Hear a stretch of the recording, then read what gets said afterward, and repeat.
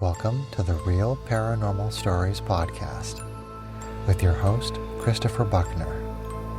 Send your stories to realparanormalstoriespodcast@gmail.com. Royalty-free music provided by Kevin MacLeod and Tabletop Audio.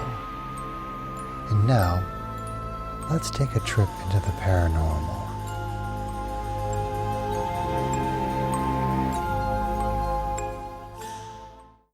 This story comes from Reddit user MotoX99,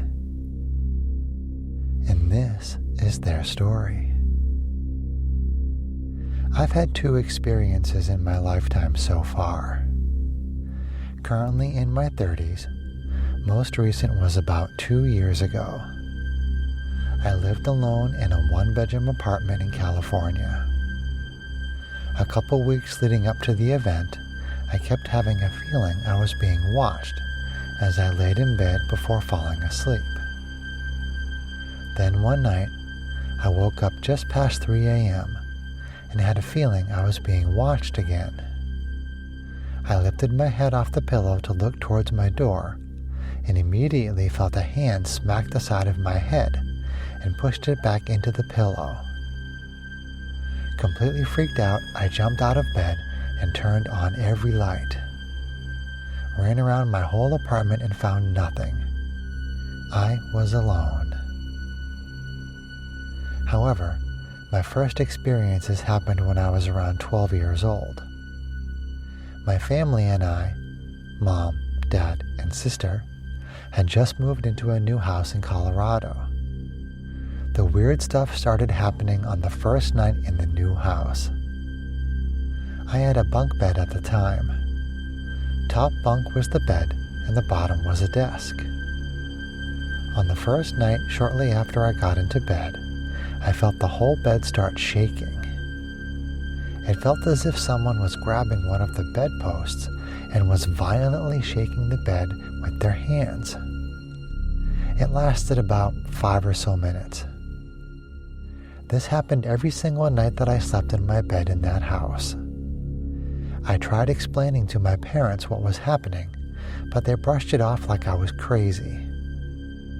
Never believed me. A few months after moving into the house, my alarm clock would start going off at random times in the middle of the night, and always at a different time.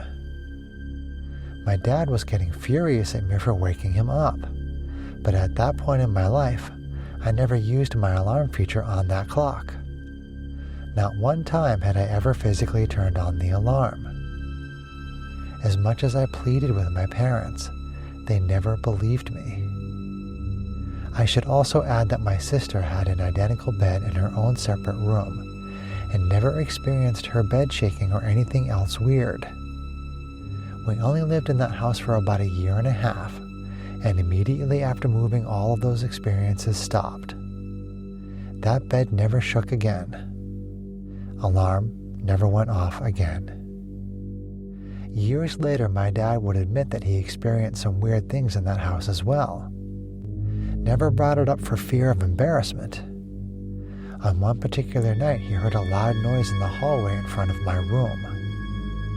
Being a work night, he was pretty upset, thinking I was messing around late at night and had woken him.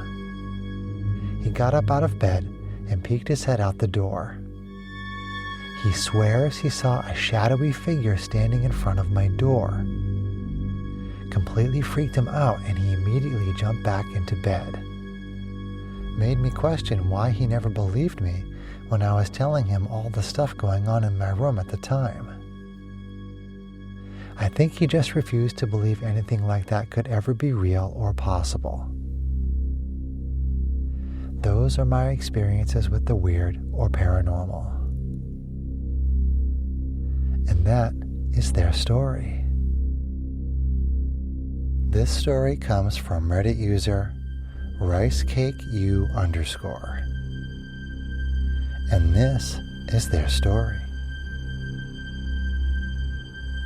Back when I was 12 to 14, I had really bad sleep paralysis. Almost every night without fail, I would go to sleep just to wake up a few hours later, completely unable to move. My bed was facing the doorway at the time. Every time I had sleep paralysis, a tall, dark figure with a top hat and a pocket watch would stand at my doorframe and watch me. I knew he had a pocket watch because it dangled from his pants, and I could always hear the tick of the seconds going by. This entity gave me really bad vibes, so this alone freaked me out. I talked with my therapist at the time and my PCP, and I was prescribed sleeping medication, and my sleep paralysis soon stopped. When I was 15, I started dating this really toxic guy. I was in a relationship with him for a dreadful 2 years.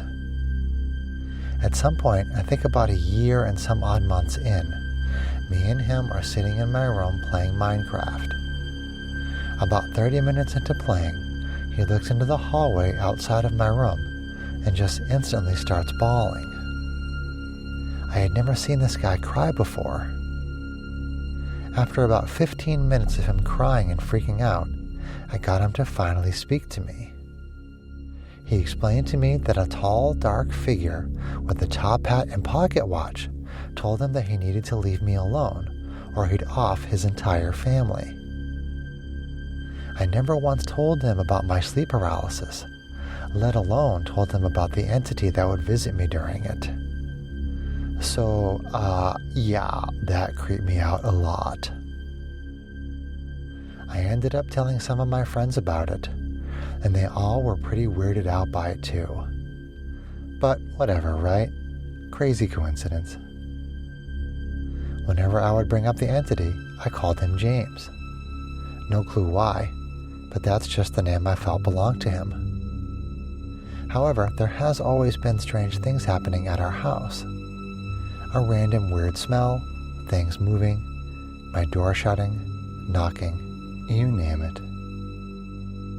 A few days ago, I decided to tell my grandfather, who I live with, about my experiences with this entity while one of my friends was over at the house. My grandfather got this confused look on his face and said,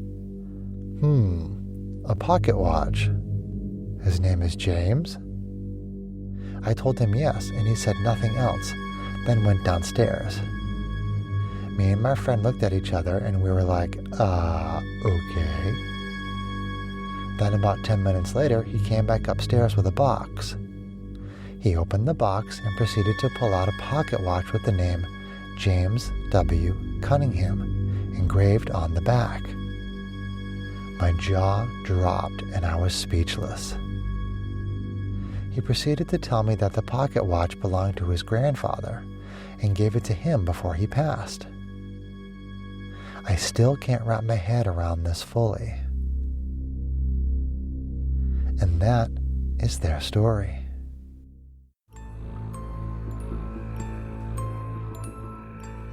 That's all for this episode of the Real Paranormal Stories podcast. If you liked what you heard, please leave us a review anywhere this podcast can be found.